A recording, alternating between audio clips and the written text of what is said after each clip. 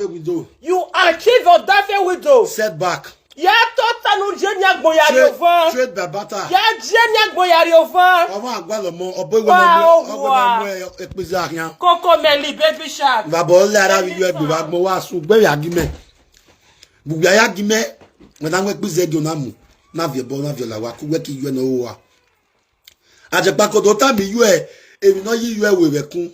Am I the possession but oh wa we kun. E ku ye ni wa soft. E why you we kun me do ta Bobo juice, they did not with Bobo juice, the dark money. A man no say any beer car. David, Danny, you are a buy you are with Bobo juice. Daddy, you know, a bar of the Bobo juice, and after the moment, why you mom and Loy? Why you do me then? Why says to you? Who were you baby and ya have vienary? Nala was the boy is lacking of tomatoes. Tomatoes you can come met it there. When I have you wait person go as they say, like I said, I not get document. You understand? But my document is on the way. So people do not get it. They'll go pay surprise orphanage home, buy 2 bags of rice. Not all here. You will just shop our desire tire. Our desire way your you will fit drop 50,000 naira. And I'm with Bremen. I have meeting association with Meso. Yeah, I'm with Bremen. As a chairman, you cannot. Mighty the 100 euro can you talk? Note, mighty the you talk. But now I have 50,000 naira. How much is 50,000 naira now in euro currency? In go 50,000 naira now. Or say 30 euro. Abi maybe 32 euro now go be 50k. E ori you talk we can na mo be chairman. No go gbo agbo no sun. Magbon we hin. Who know you? We maybe agu megun a. Me marry we ori am there. We might want to go to shop if you know. So go Wagmo and I police in with you. We have already said to or apologize to me. Now we apologize again.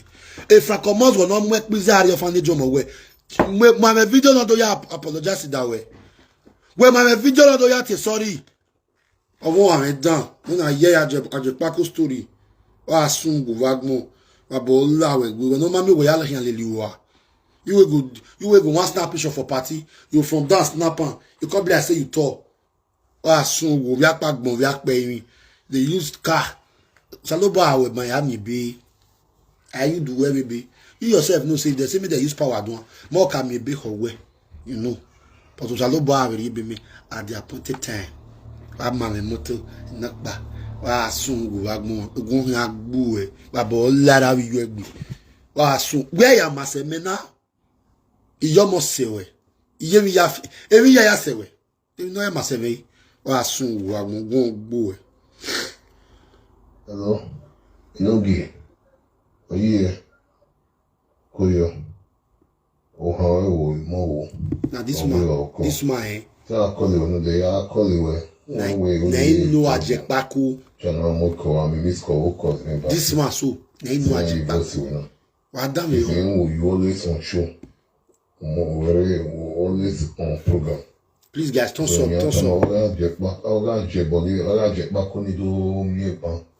Ajebo is a small boy. Ajebo, you go, you go in Ajebo. This one a person wey know Ajepkako when they wear pants. Ajepkako that this cap wear asogwa. Uweti merion ware no do ta listen to your life story. No most wo yagbu we again, your most will mind the real story. We get to down the life story of Ajepkako. We not about oh view guard move you go in. You say we born that from Ajepkako. We have if not see for real life, not go hit him. Not be joke. If not see Ajepkako for real life, not Facebook cover a lot. Well, I'm Ajepkako to account. You will know what I'm trying to say. We have pack move, we have pay you know. Now small take top part this my part. We have to play game. Part in the agbe game in the charge now. Hiro ya tanse padina hiri small ya tanse padina asun agmo agwabo ogun ogbo e won wa no vive ayo fa ni du mo togbo so no ma Ajebo e bara ki la ni re use opolo tu use market use junction market e ba ni Ajebo na gbeto na gbona re agbeto re lo won. No, we are little. So okpera ni rebo wali I mean era kekire otire okukugba bowa e forum era bo forum na ma plaster forum ni e ijo bi ojo one general give one or 10 ojo na ku year for more than years now. Iya jeboga kitinati ba kitinati ari watch you obtain is Ajepkako, they don't first pursue your mama for house. Now you dey laugh my mom say eti for wa. So I can't you share this video for me. And I don't solve for me. Pekis Mike, you are welcome to my program. Do me a favor and share this video. Avec you for an what 10 out of 10. No wonder. Because your girl orphanage home, your mama go to sleep your orphanage home. That alone detect that you know who we all are. Now who you are after many years in Europe. When mama ti bogwari you yi. Wado ya wado yi me akomeno wa magba. Wado yi me akope gbugwe na wabwa. Ugugwe when I watch when I see the way they take Ajepkako story. I don't want to talk again. When I fulfill screen record down or have bloggers I can post here. Ni have me post. You only ma only go wadan yo. Hello. No gay. Am I Jackson down yo? Yeah. Koyo. O how we mo go be o ko. Say I call you no dey I call you when we only dey go. Channel mo ko am miss ko me back. It's in any voice we know. Cause you always on show. We're always on program. So in your time, Share this video. Ajepkako is a small boy. Ajepkako, you go up more, you go in Ajepkako. So let's on my Ajepkako. Thumbs up, guys. It's Barakira, anyway, who say the thumbs up is very low. The thumbs up is very low. My market. Share this video for me. Bani Ajepkako Agbeto na gbona re Agbeto re lo na re Agbeto. So okpera ni rebo wali I mean era kekire otire okukugba bowa. Ida kekire forum era bo forum na ma plaster forum ni. Forum.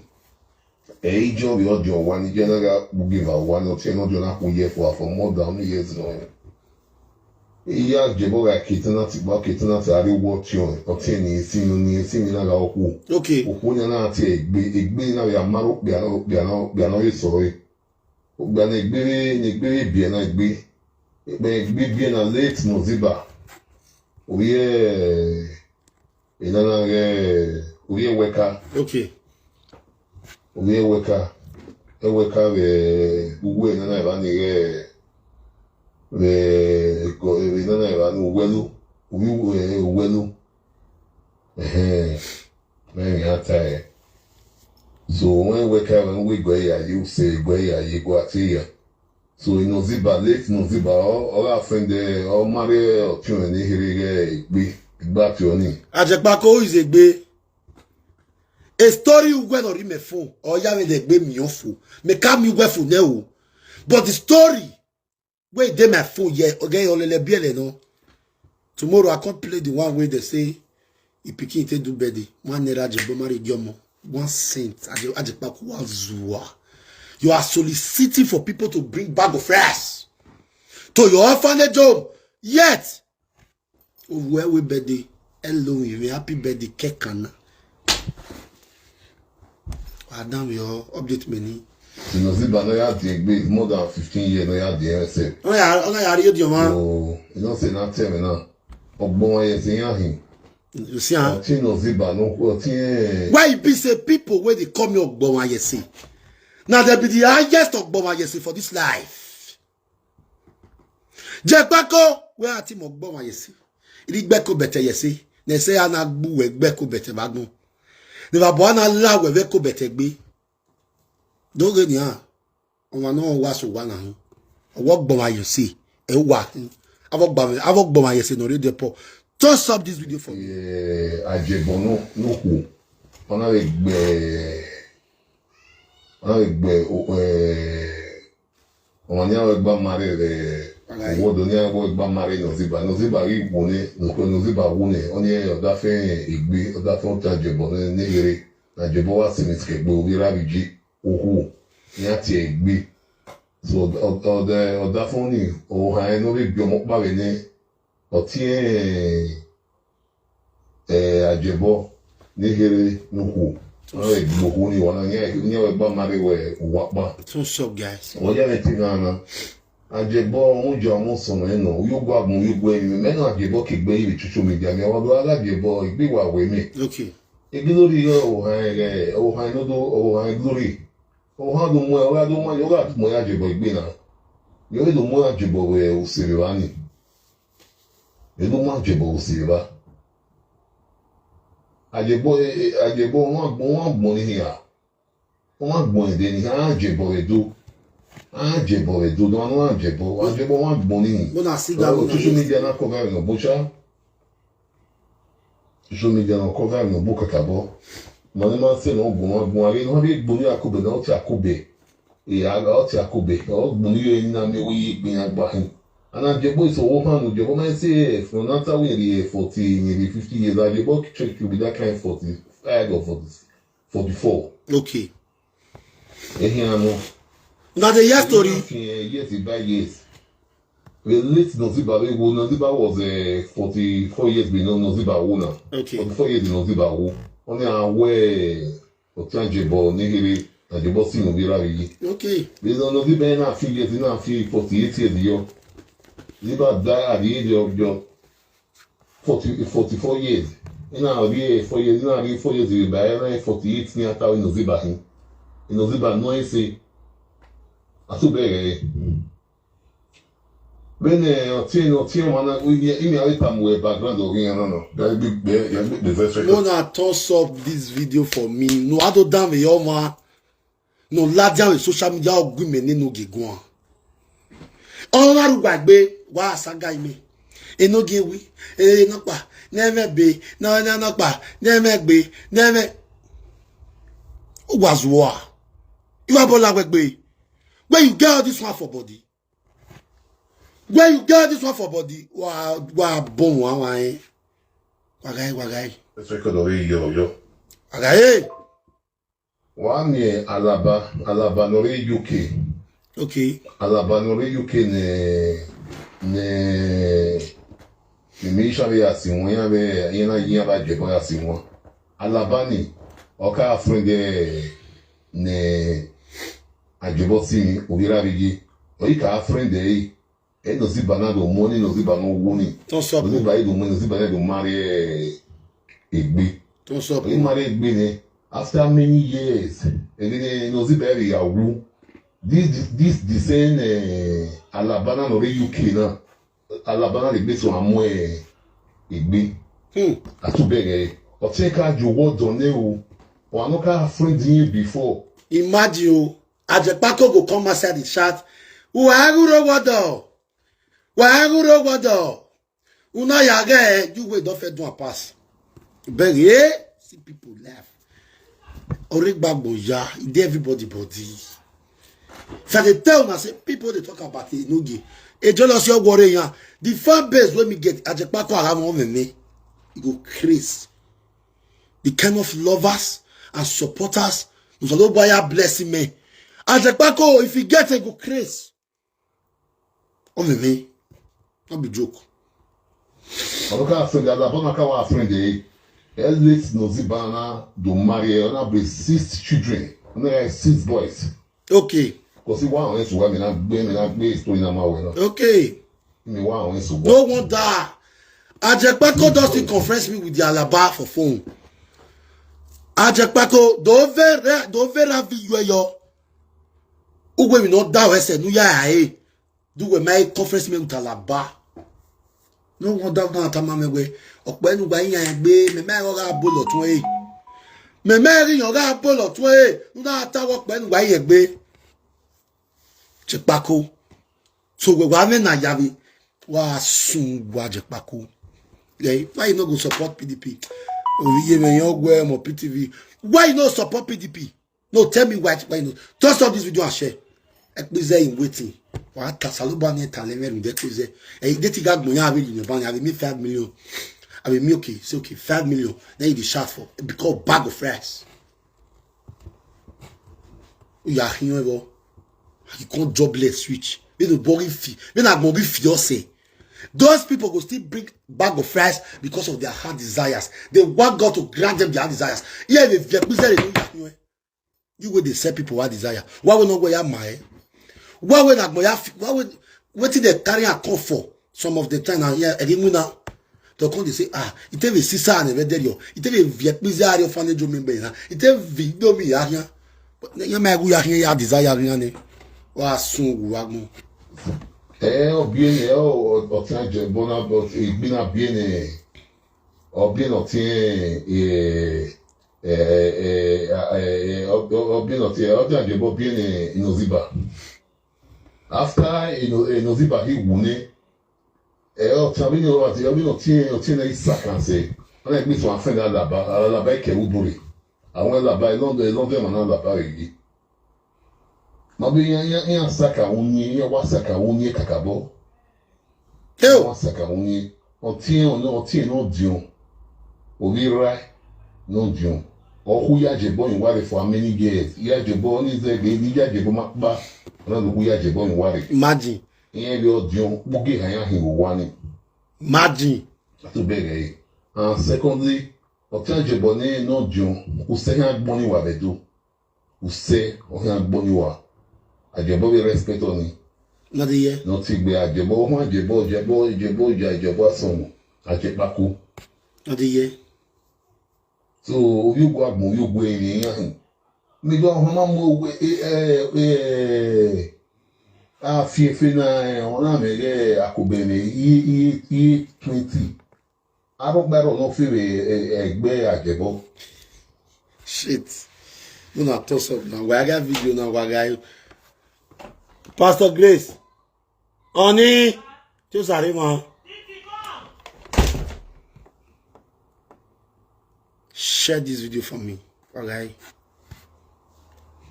Ou c'est non si any I know that I'm good. I see your comments. I know yours want put that one name join now. Show me that the bag bicha.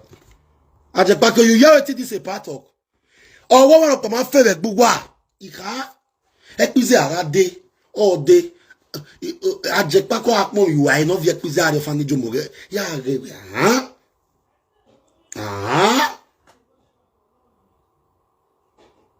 Mary, amami are not favorite bugwa.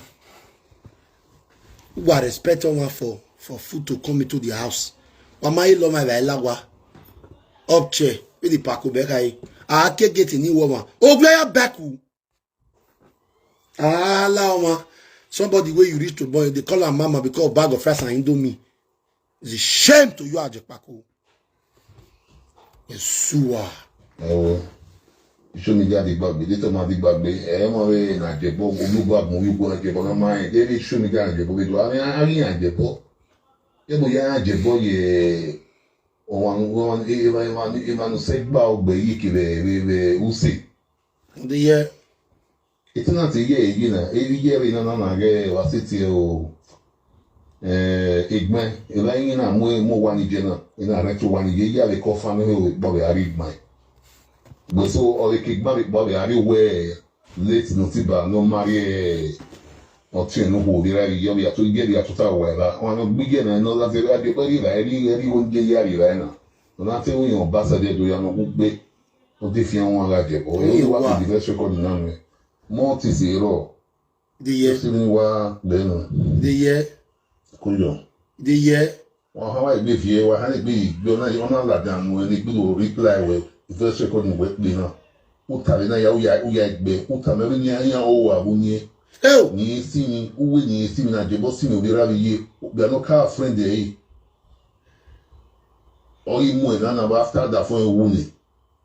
The friend would like this would be to offend a former boyfriend or hey, I beg a woman in Aria when you're they see the year Ajepkako last story. Okay. Hello, Enogi. You know where I get. You know where I get a walla. Ajebo we Ajebo no igbe ten Erugwala.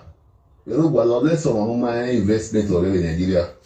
Erugwala tí wọ́n Erugwala no bi ono chairman re no kai chairman re Utesi community. I go here inside, I go here no chairman some the Edo State. Only my work club ba even this time by Erugwala be here club in Merige. No, the year matter. Before me care deal with Bona. This time by him where he anything really kunyari aju ne give here one of the biggest club in the Benin. No, the year matter. Club worldwide. God forbid. So Imani Waro Ebowabono Wari Club Benin. One of the biggest club. One of the one. Many club big club in my one. Great pillars worldwide. Umion we agie Eruwa. Umion we agie wa Eruwala. Wagai. Ibata. One copy the money me. On we can copy na we na ge. Na reta we bulldozer. Awe tractor. Mama, this person still talk and say, if Ajebo carry a picture come out, you guys is a bear. He said I go even make the thing worse. The man is not afraid of Ajepkako. You know, say person wey no person. Wey knows a small boy be. Mama, you be like all those small boys for area. Nothing with mama. At the end, you can't talk here. The boy I think one hello. I did la video. I did la video. You did live. I go. Okay. Wagai. Share this video. Itipa. When you copy again, you know, in filling station, Erugwala, you'll say, we know where gear, or one again, you boy, do Ariano, a copy name, and you are contributing money, director, Erugwala. Erugwala, go how we go. Erugwala, boss, Necabon, do, or sending Necabo, Yerubu. Ige, no way I get, no, Ajebo, where I get Erugwala. Walk out Erugwala, walk out Erugwala, even the laugh. Erugwala said, Ajepkako. Okay. It's Margay.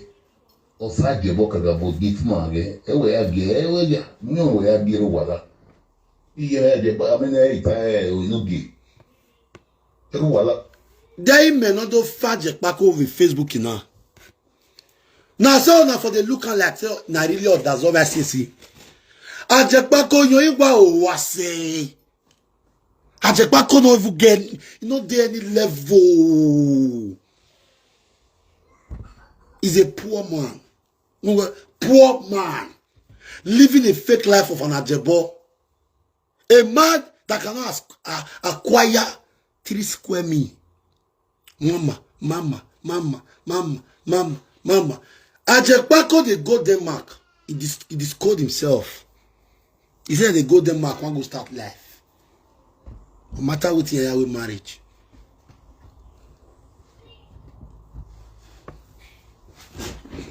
We are good. Sometimes it gets a kind of thing when it happen to somebody. Eh? You yourself, what boy, Mama, my star is working. My star is working. My star is working. My star when now. Mama, the ligbe la ulai. My star is working. Mama, my star is working. The ligbe la ulai. My star on investor is working.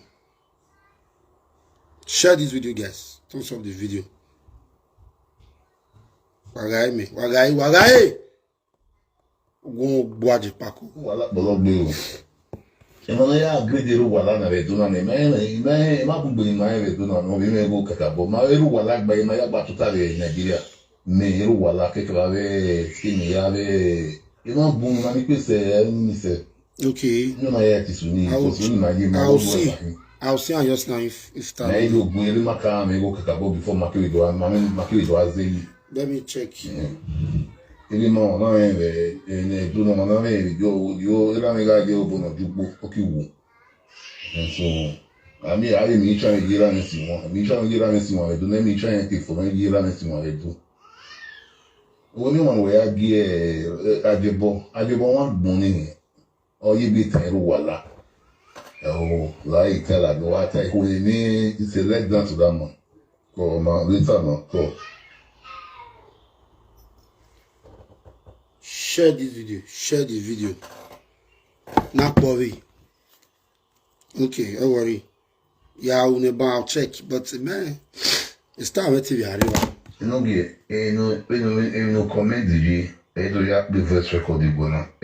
Boy na boy ati record di ka boge Ajebo. Oh, no bono mai say. Share this video. Oh, they got cover o mai ma ka bo jo every tape. One ma what Ajebo. Ajebo ma what Ajepkako no you go agbon you go ini. But right now about the market about the hero they are going to be 2 years or a year. Everybody do a mukbang say with 50 years. Every year they say we be last 50 years. On my go my day say I'm Belistan. Or 10 years 50. Until you see me Ajebo. Mama, I'm Belistan now. Don Rita best. Star raw. Belistan what I call the like. What you be so know it. Mama otini mita. Iye mata ungena. Otini te muna imeveta na welu hula na jero na wana mari na ge inozibi leti noziba mari. Ona be 6 children ni katasi. Iye tepu. Eli yin ari tepu. Ubiak mwenye ya hin. Ani baby beka ya hin. Eze ya hin. Na jebole se ni uni no konoro esi vile boy ationi. Oni respect na. Glory. Mama sisters now. Well, star. Yeah, remember what I say. Okay. It's star all that different one. Anyone we want give me if now 200 stars or anyone no stars dinner. Okay. Start dinner. Now go back again. See. Yeah. Why you build star ni menona? See, activate star party. See, hey, start raw mama. Hey, start deal. See, start dinner. Hey, maybe na network problem sometimes. Hey, start zero mama. Bye, mama. Let me see the last so. Wait. I'm a belly. What will stand me now? So that's what it be. Where's the ye? Man, even activity for. No way. Maybe we will look back. We are ye star, we are woman. We are ye star, we Ajepkako wa we agogo we bega is a saga we na the star wa sun wo star we gbe o mo Ajebo la wibo ori mu ebu ya ti oni ne o lete no ziba o kan si ni to so gbe ati no ziba no na si ni na Ajebo si ni gbe ati anywhere a former boyfriend or car friend no na la wodo ni no ziba ri wu o ma gbe alabara gbe so amu igbima be ni asaka ego ni yin ma oyugo agmo oyugo go wori yan they say we are o enogi una ye okay somebody like Ajepkako na gbo mama somebody like Ajepkako na gbo mama no was zua God forbid Ajepkako I rebuke you my life of your guagmo of your way even weji egwe mu we na me egwe at your age boy you bomb do at here no be bomb it's not showing again my mama anytime no ya shoot bully star me or anytime no ya shoot maybe na my fault it is set in I don't set stars already.